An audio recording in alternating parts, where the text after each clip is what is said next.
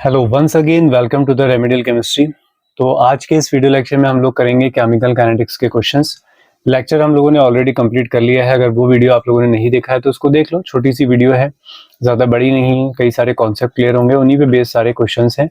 तो जल्दी जल्दी आप उसे बना लेंगे, ज़्यादा टाइम नहीं लगेगा। लास्ट ईयर भी इससे सवाल पूछे जा सके और बीच में भी अभी कुछ एग्जाम्स हुए, वहाँ पर भी इससे सवाल पूछे गए हैं। तो चलिए बात करते हैं। तो सबसे पहला सवाल है हमारा, consider the chemical reaction, the rate of this reaction. The rate of reaction लिखना है। तो मैंने बताया था आपको रेट ऑफ रिएक्शन कैसे लिखा जाता है। चेंज इन कॉन्सेंट्रेशन, ऊपर आएगी चेंज इन कॉन्सेंट्रेशन और नीचे आता है चेंज इन टाइम। ऊपर कॉन्सेंट्रेशन, नीचे time.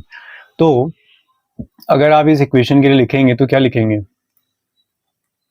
Change in concentration of nitrogen upon change in time. Nitrogen के आगे आप माइनस लगाएंगे क्योंकि टाइम के साथ नाइट्रोजन की कॉन्सेंट्रेशन क्या हो रही है? कम हो रही है। फिर -1/3 जो भी कोफिशिएंट होता है उससे डिवाइड कर देते हैं। फिर ऐसे ही change in concentration of hydrogen upon change in time equal to 1/2। यहाँ लगाना है प्लस क्योंकि टाइम के साथ अमोनिया खत्म नहीं हो रहा है, अमोनिया तो बन रहा है, तो उसकी कॉन्सेंट्रेशन बढ़ रही है। तो delta H upon delta T. तो ये सभी किसके इक्वल हैं? Rate of reaction. तो सब रेट ऑफ रिएक्शन बता रहे हैं। तो कौन सा एक्सप्रेशन सही है देख लो। डेल्टा लगाओ या डी लगाओ एक ही बात है, बस ये स्मॉल डिफरेंस के लिए वो ज्यादा है, ये डिफरेंशिएशन कहला देता है। फर्क कुछ नहीं, लिखना वैसे ही है। तो देखो option A is the right answer. Second question पे आते हैं। सेकंड क्वेश्चन भी उसी कॉन्सेप्ट से है। तो आपको एक इक्वेशन गिवन है, इसके लिए रेट ऑफ रिएक्शन लिख लेते हैं। तो रेट हम लिखेंगे तो हम कहेंगे -1/2 delta SO2 upon delta T, फिर माइनस मतलब इक्वल टू माइनस, अब O2 के आगे तो कुछ है नहीं तो delta O2 upon delta T, उसके बाद +1/2 delta SO3 upon delta T. अब क्वेश्चन में देख लो क्या गिवन है और क्या निकालना है। तो कह रहा था rate of reaction is expressed as, तो रेट ऑफ रिएक्शन दिया है हमें इसके टर्म्स में, तो -dO2 अपॉन dt दिया है हमें। तो ये वैल्यू हमें गिवन है, कितनी गिवन है? 2.5 इंटू 10⁻⁴। निकालना क्या है? Disappearance of SO2। SO2 किस स्पीड से खत्म हो रहा है, तो ये है हमारा SO2 वाला पार्ट।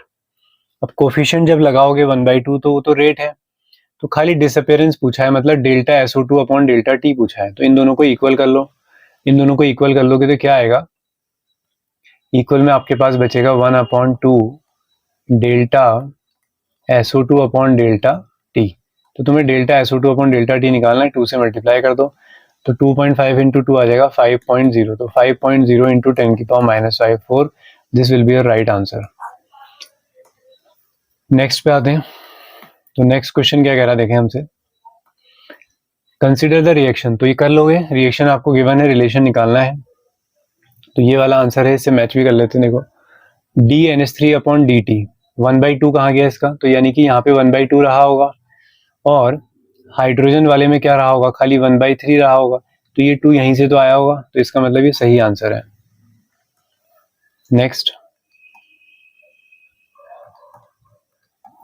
तो इसमें क्या है देखें, आपके पास एक रिएक्शन है 2A + G, product is elementary reaction. मैंने कहा था अगर रिएक्शन एलिमेंट्री है, अगर रिएक्शन कैसी है? एलिमेंट्री है, तो आप रेट डायरेक्ट लिख सकते हो। रेट लॉ जो है वो डायरेक्ट लिखा जा सकता है। तो R इज इक्वल टू के यानी कि रेट कांस्टेंट, A की पावर जो भी कोफिशिएंट है वो लिख लो 2 और B की पावर जो भी कोफिशिएंट है वो लिख लो 1। तो ये है आपके पास, ठीक है। अब क्या कह रहा है? Pressure of both A and B is increase 3 times.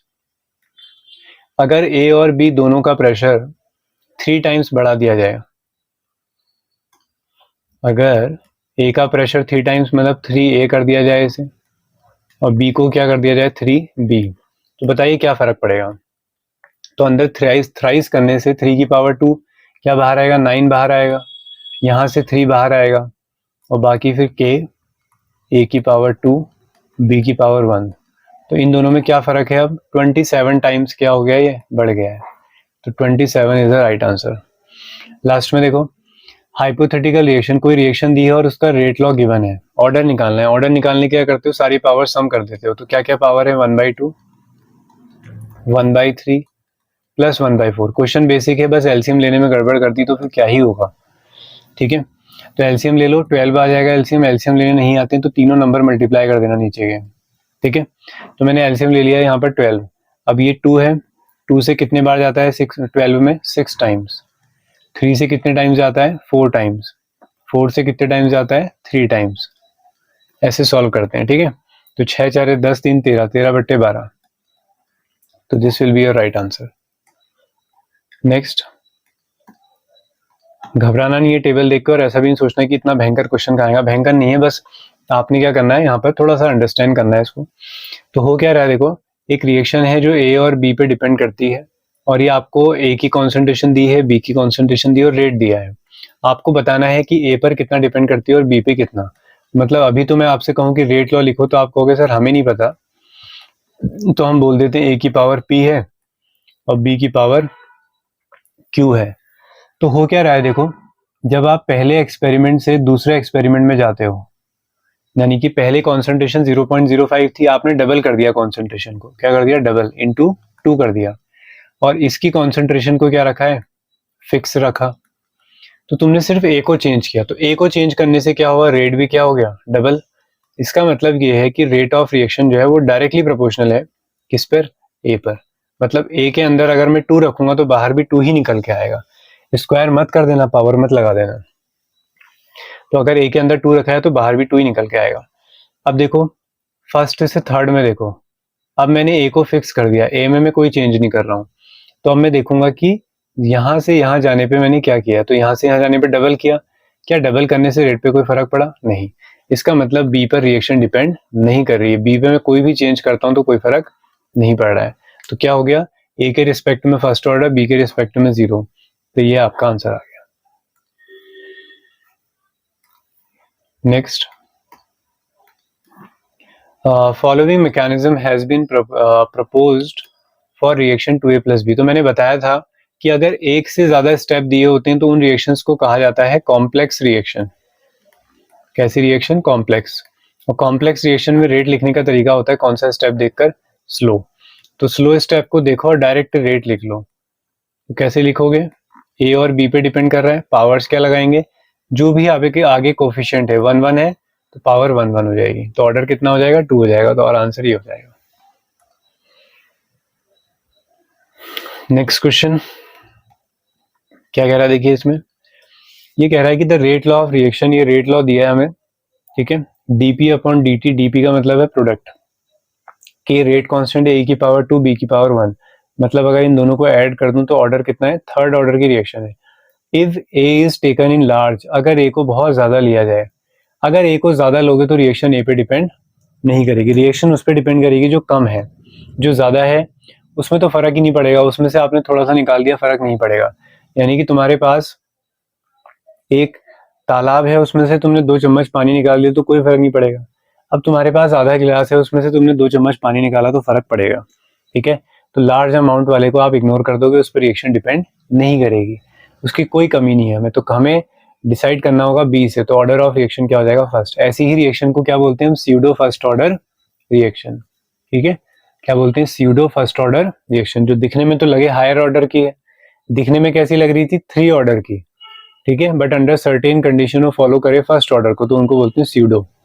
Pseudo के मैंने लास्ट लेक्चर में 2 इंपॉर्टेंट एग्जाम्पल भी बताए थे, इन्वर्जन ऑफ शुगर, और दूसरा बताया था, क्या बताया था दूसरा बताया था मैंने, इन्वर्जन ऑफ शुगर था एक, हाइड्रोलिसिस ऑफ ईस्टर। चलो एक न्यूमेरिकल ये है, न्यूमेरिकल आ सकते हैं क्योंकि लास्ट टाइम इलेक्ट्रोकेमिस्ट्री से भी न्यूमेरिकल आया, और ये बहुत कॉमन क्वेश्चन होता है। देखो 75% ऑफ फर्स्ट ऑर्डर रिएक्शन, यानी कि जो रिएक्शन है सबसे पहली बात कौन से ऑर्डर की है, फर्स्ट ऑर्डर, उसके लिए फॉर्मूले हमने पढ़े हैं। 75% कंप्लीट हो जाती है, ठीक है, इन 32 मिनट। 50% कंप्लीट होने में कितना टाइम लगेगा, ठीक है। तो फर्स्ट ऑर्डर के लिए फॉर्मूला लगाएंगे, तो फॉर्मूला होता है KT is equal to 2.303 log initial concentration of reactant upon final concentration of reactant. तो कैसे होगा, के हमें नहीं पता है, टी हमें पता है, 32 मिनट लगते हैं। तो 2.303 लॉग इनिशियल कॉन्सेंट्रेशन, 75% खत्म हो गया है, अगर इनिशियली 100 था तो 75 उसमें से चला गया, तो बचा कितना रिएक्टेंट? 25। 25 चक्को 100। इसको सॉल्व कर लो तो K is equal to 2.303 divided by 32 log 4। log 4 आपको क्वेश्चन में दे देंगे, log 4 में बता देता हूँ फिलहाल। तो 2.303 32, तो log 4 आप रखेंगे 0.6। ठीक है, तो इसे हम सॉल्व करेंगे तो क्या निकलेगा? K। अब आ जाओ दूसरी कंडीशन में, जब रिएक्शन कितनी हो? 50%। 50% का मतलब है हाफ लाइफ, और हाफ लाइफ का फॉर्मूला तो हमें डायरेक्ट पता होता है, तो 0.693 अपॉन K। इस K को यहाँ रख लो, तो 0.693 अपॉन K रखोगे तो 2.303 इंटू 0.6, और ये ऊपर चला जाएगा 32। बस अप्रॉक्स ले लेना, डिवाइड कर लेना, क्योंकि सब होल नंबर डिजिट है, आसपास ले लो। 0.6 को 0.7 ले लो, ये 32 हो जाएगा। इसको 2.4 ले लो, इसको 0.6 ले लो, तो पॉइंट से पॉइंट तो ये चले जाएंगे, ये पॉइंट हटेगा, 0 बढ़ जाएगा। फिर 24 है और ऊपर 8 से डिवाइड कर दो, 8 से 24, 8 चौको 32, ये 40 आ गया। ठीक है, ऊपर 7 और 6 है, 7 ही मान लो, इसको भी काट देते हैं। ठीक है, फिर 3 से इसको काट दो, तो 16 3 48, तो आ रहा है 16 टाइम्स। ठीक है, अप्रोक्स, बस ऐसे कर लिया जाएगा। Next, doubling the concentration of a reactant double T half. इसका मतलब ये है कि टी हाफ जो है वो डायरेक्टली प्रोपोर्शनल है कॉन्सेंट्रेशन ऑफ रिएक्टेंट। कौन से ऑर्डर की रिएक्शन होती थी ये? जीरो ऑर्डर की रिएक्शन। जीरो ऑर्डर की रिएक्शन के लिए मैंने फॉर्मूला सिखाया था, इसलिए मैं कह रहा हूँ लेक्चर देखना जरूरी है वाला। ठीक है, फॉर्मूले से ही हो जाते हैं, क्योंकि फिजिकल केमिस्ट्री में ऐसा थोड़ी होता है कि थ्योरी अलग और वो साथ साथ में ही होते हैं, पैरेलल ही होते हैं दोनों चीजें। ठीक है, तो आर नॉट बाय 2K ये फॉर्मूला होता है, डायरेक्टली प्रोपोर्शनल होता है। जबकि फर्स्ट ऑर्डर में कॉन्सेंट्रेशन पे डिपेंड ही नहीं करता सर, अभी तो लिखा था 0.693 अपॉन K। सेकेंड ऑर्डर होगा तो इनवर्स होता है, तो जब आप बढ़ाते हो तो बढ़ जाता है, कम करते हो तो कम कर जाता है, तो इसका मतलब डायरेक्टली प्रोपोर्शनल है, जीरो ऑर्डर रिएक्शन है। फिर ये ग्राफ में आते हैं। ठीक है, अब ग्राफ तुम्हें कितने पसंद आए इसलिए मैं ग्राफ सिखा नहीं रहा हूँ तुम्हें ज्यादा, फिर भी एक तो ये हो जाएगा आपका, क्या पूछा गया देखो, थोड़ा दिखा देंगे, which of the following curve first order reaction. ठीक है, लेकिन फोर्थ वाला आंसर भी है इसमें, है ना। तो टी हाफ जो है देखो यहाँ पर ए कॉन्सेंट्रेशन है, डिपेंड नहीं कर रहा है, और अभी हम लोगों ने लिखा था फॉर्मूला कि जो हाफ लाइफ है वो तो 0.693 अपॉन के होती है, तो एक तो थर्ड तो होने वाला है। बाकी आपको पता है फॉर्मूले में लॉग तो आता ही था, तो लॉग के साथ या तो पहला ग्राफ सही होगा तो दूसरा, दोनों में से कोई एक ना एक तो होगा ही, और यहाँ पे ऑप्शन है हमारे पास 1 और 3 वाला। ठीक है, तो ये आंसर सही होता है। अब मैं बना के नहीं सिखा रहा हूँ यहाँ पे। ठीक है, अगर किसी को y equal to mx plus C आते हैं तो बना ही लेगा। अब है activation energy of a reaction. तो मैंने एक्टिवेशन एनर्जी भी समझाई थी कि minimum amount of energy required to convert reactant into product. यहाँ पे रिएक्टेंट था, यहाँ प्रोडक्ट, तो हमने कहा कि इतनी एनर्जी हमें और चाहिए कूदने के लिए, इतनी एनर्जी, तो इसको बोलते थे एक्टिवेशन एनर्जी। तो minimum extra amount of energy required to convert reaction into product, या पोटेंशियल बैरियर को पार करने के लिए चाहिए एनर्जी। तो फिर क्या है अब हमारे पास, which plot will give the value of activation energy. तो हमारे पास एक फॉर्मूला था, ln k is equal to ln a minus EA upon R T, यानी कि 1/t। तो इनके बीच में ग्राफ होता है, ये होती है y एक्सिस, ये हो गया mx और ये हो गया c। चलो मैंने बता ही दिया, देखो ग्राफ। तो y एक्सिस में आ गया ln k, x एक्सिस क्या है ये, यानी कि ग्राफ 1/t के बीच में खींचा जा रहा है। m क्या होती है? स्लोप। स्लोप कैसी है? नेगेटिव है, तो ग्राफ नीचे की तरफ आता है ऐसे, और स्लोप की वैल्यू पूछेगा आप तुमसे तो क्या बोलोगे, कितनी है? Minus EA upon R. और जो C होता है इंटरसेप्ट, यानी कि कट कहाँ पे कर रहा है, तो यहाँ पे कट कर रहा है, तो यहाँ से यहाँ तक की वैल्यू है ln A। तो ये चीजें आप लोगों ने देखनी है। ठीक है, तो काइंड ऑफ क्वेश्चंस मैंने करा दिए हैं, और पिछला लेक्चर जरूर देखना, क्योंकि वहां से कुछ फॉर्मूले भी आप लोगों के पेपर में आ रहे हैं ना, डायरेक्ट फॉर्मूले भी आ रहे हैं पहचानने के लिए। लास्ट ईयर आया तो फर्स्ट ऑर्डर रिएक्शन को पहचानना आया है, तो फर्स्ट ऑर्डर, जीरो ऑर्डर, उनकी हाफ लाइफ, ये वो सब मैंने उसमें बता दिए हैं। जो क्वेश्चन इनसे हो सकते थे वो इस लेक्चर में हम लोगों ने कर लिए हैं। तो अब अगला लेक्चर जो है हमारा वो होगा सॉलिड स्टेट का, तो उसको भी हम कवर करते हैं। तो मिलते हैं नेक्स्ट वीडियो में, और वीडियोस को प्लीज लाइक करना, शेयर करना ना भूलें। ठीक है, शेयर करें आप, ज्यादा से ज्यादा लोग तक पहुंचाएं, आप लोगों का काफ़ी अच्छा सपोर्ट रहा है, मैं भी इसलिए कोशिश करता चले जा रहा हूँ कि आपको बेस्ट से बेस्ट चीज़ें कराई जाएँ। जितना मुझसे हो सकता है, बिल्कुल आप लोगों के साथ बना रहूँगा लास्ट तक। चलिए all the best, happy learning.